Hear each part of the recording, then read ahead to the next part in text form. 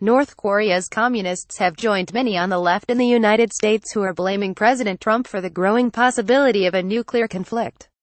The state news agency, KCNA, declared Trump is driving the situation on the Korean peninsula to the brink of a nuclear war, making such outcries as the U.S. will not rule out a war against the DPRK North Korea. The same state organ boasted Thursday that North Korea's army would complete plans in mid-August to launch 4 intermediate-range missiles over Japan to land near the U.S. territory of Guam. WND reported Thursday the left's accusations against Trump. See the WND Superstore's collection of Bibles, including the stunning 1599 Geneva Bible. Unlike their passive acceptance of President Clinton's tough rhetoric against North Korea and Barack Obama's engagement in a cyber war, it is Trump who should back off. Sen. Chuck Schumer, DNY, characterized Trump's comments as reckless. We need to be firm and deliberate with North Korea, but reckless rhetoric is not a strategy to keep America safe, Schumer tweeted. We need to be firm and deliberate with NK, but reckless rhetoric is not a strategy to keep America safe, Chuck Schumer at Sen. Schumer August 8, 2017. Sen. Dianne Feinstein, D. Califf, the former ranking member of the Senate Intelligence Committee, warned President Trump is not helping the situation with his bombastic comments. Isolating North Korea has not halted their pursuit of nuclear weapons, Feinstein tweeted. Diplomacy is the only path forward. New York Rep. Eliot Engel, the top Democrat on the House Foreign Affairs Committee, said Trump's responses undermine U.S. credibility. Make no mistake, North Korea is a real threat, but the president's unhinged reaction suggests he might consider using American nuclear weapons in response to a nasty comment from a North Korean despot, Engel said. Rep. Ted Lieu, D. Califf, claimed the president's reckless response backs the U.S. into a corner. Trump, who earlier had warned North Korea that any attack on America would be met with fire and fury, doubled down Friday, promising that U.S. defense systems are now locked and loaded. Military solutions are now fully in place, locked and loaded, should North Korea act unwisely. Hopefully Kim Jong-un will find another path, the president tweeted from his working vacation at his Bedminster, New Jersey, golf resort. Military solutions are now fully in place, locked and loaded, should North Korea act unwisely. Hopefully Kim Jong-un will find another path. Donald J. Trump at Real Donald Trump August 11, 2017. We are backed 100% by our military. We are backed by everybody, we're backed by many other leaders. I noticed that many senators and other, today came out very much in favor of what I said. But, if anything, that statement may not be tough enough, he said. Americans and allies of the United States, Trump assured, should take solace in his steadfast approach to dealing with the isolationist nation. The people of this country should be very comfortable, and I will tell you this, if North Korea does anything in terms of even thinking about the attack on anybody that we love or we represent or our allies or us, they can be very, very nervous, Trump said. U.S. intelligence agencies recently claimed Pyongyang has successfully miniaturized nuclear weapons to fit on missiles capable of reaching U.S. mainland territory, U.S. Pacific territory and Guam. China has urged both nations not to do anything further, and an editorial published by the influential Chinese Communist Party-run Global Times newspaper warns that China will remain neutral if North Korea fires missiles at United States territory first, but will retaliate against the U.S. and come to North Korea's aid if the Trump administration launches a preemptive strike. China should also make clear that if North Korea launches missiles that threaten U.S. soil first and the U.S. retaliates, China will stay neutral, the editorial states. If the U.S. and South Korea carry out strikes and try to overthrow the North Korean regime and change the political pattern of the Korean peninsula, China will prevent them from doing so. China opposes both nuclear proliferation and war in the Korean peninsula. It will not encourage any side to stir up military conflict, and will firmly resist any side which wants to change the status quo of the areas where China's interests are concerned. The Trump administration has concentrated its diplomatic energy on pressing China to lean on its wayward ally. Although China backed sanctions against North Korea, the Sino-North Korean Mutual Aid and Cooperation Friendship Treaty, signed in 1961, allegedly obliges China to defend North Korea in event of an attack. Russia Foreign Minister Sergei Lavrov expressed his own ideas about de-escalation. I think that when things are coming almost to a fight, then the one who must step away from the hazardous line is the one that is stronger and smarter, Lavrov said in a speech at the Terascientia Youth Forum, according to the state news agency Tartas. We will keep hoping. Russian President Vladimir Putin will meet China's President Xi Jinping on the sidelines of the next BRICS summit in the Chinese city of Xiamen next month, where the pair will reportedly discuss North Korea. Guam's Homeland Security Department issued a two-page pamphlet advising its residents on how to prepare and react should North Korea carry out its threat to launch a nuclear strike against the U.S. territory. It also instructs civilians how to remove radioactive material that may accumulate on their hair, clothes and skin, and how to determine which shelters are safe.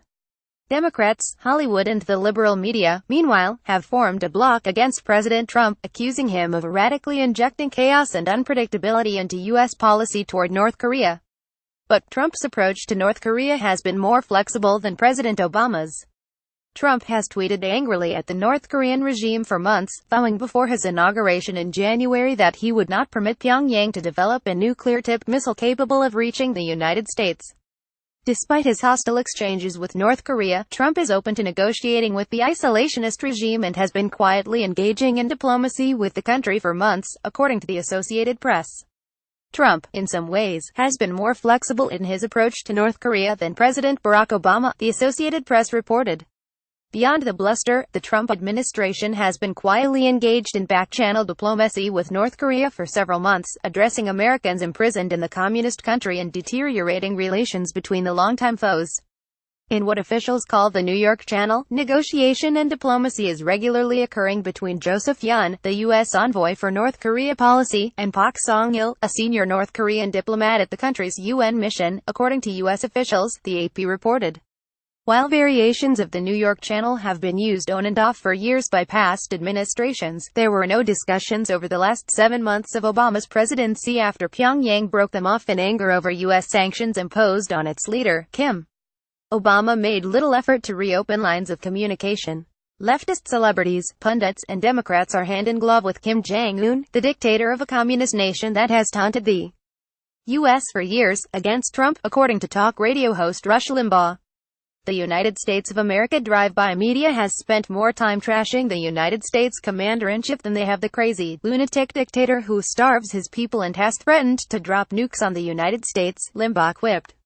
The drive-by media has spent more time criticizing and trashing and questioning the fitness for office of Donald Trump than they have the pot-bellied, ludicrous, weird haircut dictator of North Korea. Just think about that. Just pause for a moment. Democrats, Limbaugh argued, are still so poisoned with hatred for Trump winning that they are trying to persuade Americans to line up against their own president in favor of a 32-year-old lunatic with ICBMs at his disposal in North Korea. It's mind-boggling, just on the surface, the coverage of the news all week. We have to be nice to Kim Jong-un. We must not provoke Kim Jong-un. He must be reasoned with. Trump is dangerously unfit, dangerously insane, dangerously out of balance, out of kilter. We must do what we can to stop Trump. It is obscene, the poison of hatred flowing through their veins. Ignoring the imminent threat that North Korea poses is a mistake, Limbaugh argued Thursday. Kim Jong-un has been launching test missiles for months, for years. He's been launching them in every direction, mostly into the ground. Each of them with a longer trajectory than the previous one. At what point is the launch we see not a test? At what point will one of these clown tests be an actual attack, say on Honolulu or Guam or San Diego? Whatever, how would we know? What are we supposed to do? Just sit here and wait until the real one is airborne and hope that being gentle and compassionate and unprovocative will stop this lunatic from doing what he's doing, he questioned. The mature thing to do is sit and watch and monitor and, what, hope we can't pray because the left doesn't believe in prayer. So what are we supposed to do to stop this guy? The Republican president is always the enemy, he continued. George W. Bush, what did they say about him? He was recruiting terrorists by the so-called torture in Guantanamo and the pictures of Abu Ghraib. George W. Bush was increasing the number of terrorists.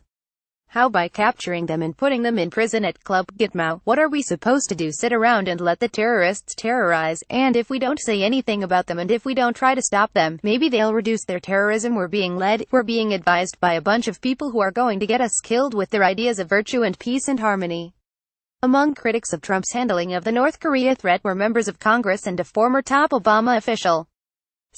Ben Cardin, DMD, the top Democrat on the Senate Foreign Relations Committee, compared Trump to the North Korea leader.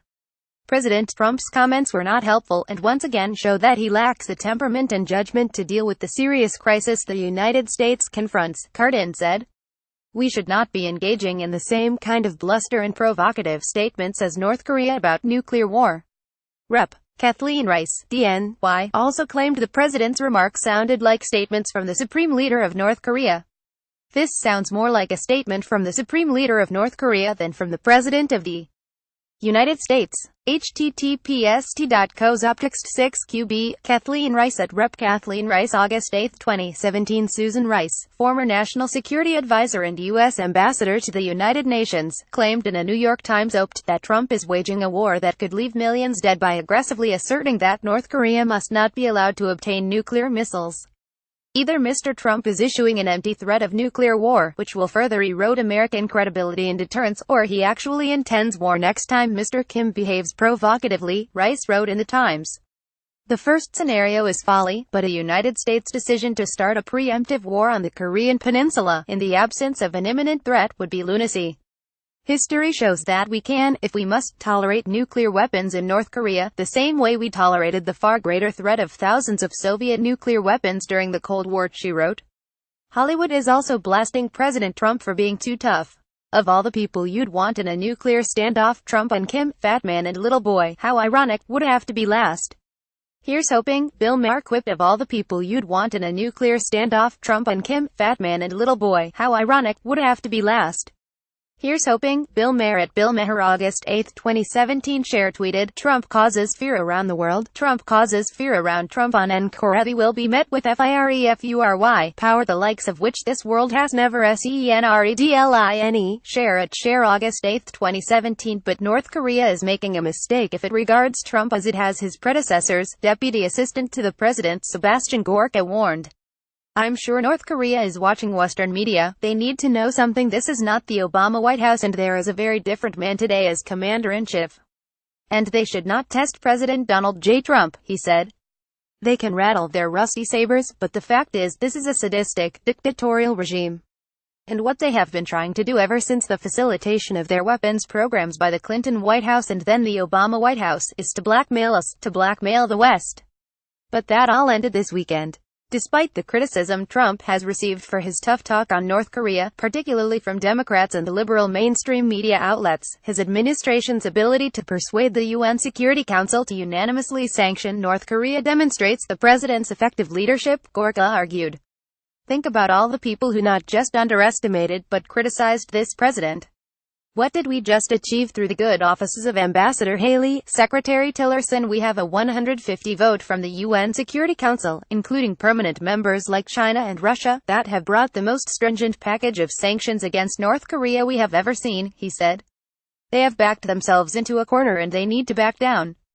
Gorka explained the roots of the conflict date back a long time. We inherited a world on fire, 8 years of leading from behind and strategic patience, saw a more militaristic China, saw the rise of North Korea, the establishment of Islamic State, the invasion of the Ukraine. This is what President Trump has inherited, but now there is leadership. It's not the creation of vacuums. And we will stand up.